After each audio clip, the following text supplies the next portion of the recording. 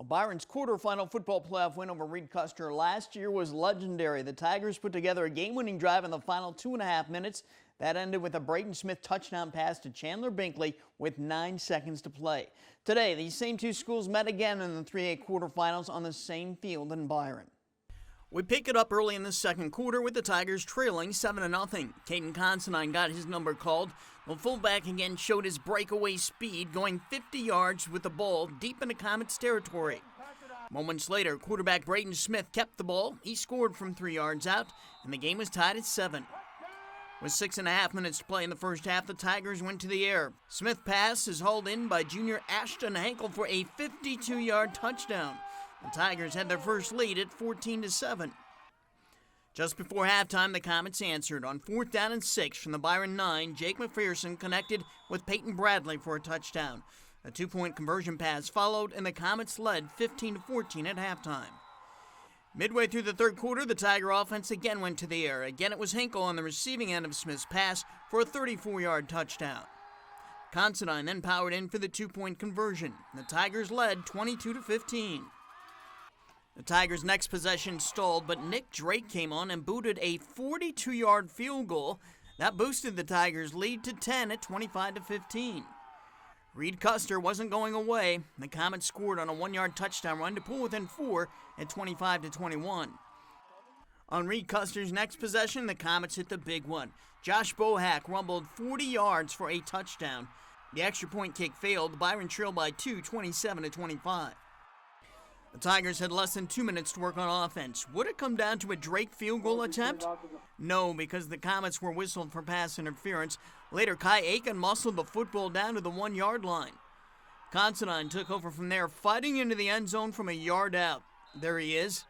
It was a delayed touchdown signal by the refs, but it finally came. The Tigers had a 32-27 lead with 15 seconds to play. The Tiger defense still had to stop the Comets one more time, and it did. Jacob Ross got his second interception of the quarter to finish it. And just like last year, the Tigers pulled out another clutch playoff win, 32-27. They are headed to the 3A state semifinals once again.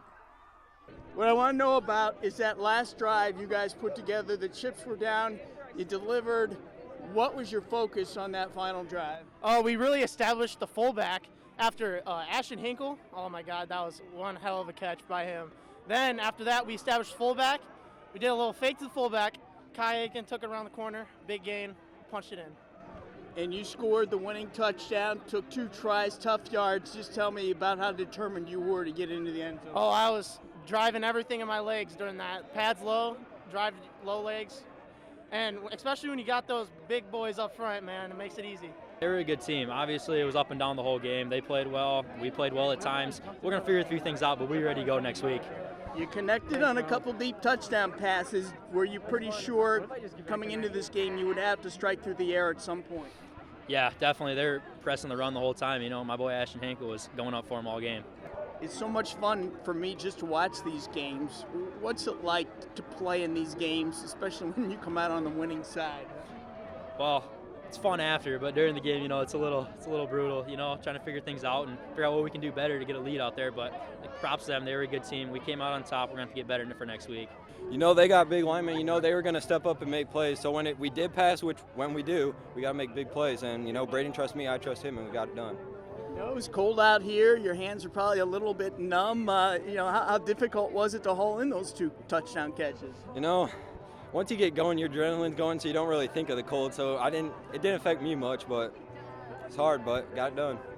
Describe the emotions in the huddle on that last drive when you were behind. You knew you had to come through and the season was over. What was it like? Everybody was calm, and, you know, everybody trusted the guy next to him, and just got to trust each other to get it done. It come down to the wire again. I mean, they scored, but our kids showed a lot of character here at the end, and to come out on top. We had less than 2 minutes to go and still found a way to win a football game. So, you know, credit to our kids and the guts that they showed today. How much do you think some of the guys kind of leaned on last year's clutch performances in this one? It was evident when we went out for the kick return. I talked to the kids, and I didn't even really have to say it because I could hear the kids mumbling this, but I just said, hey, we've been here before.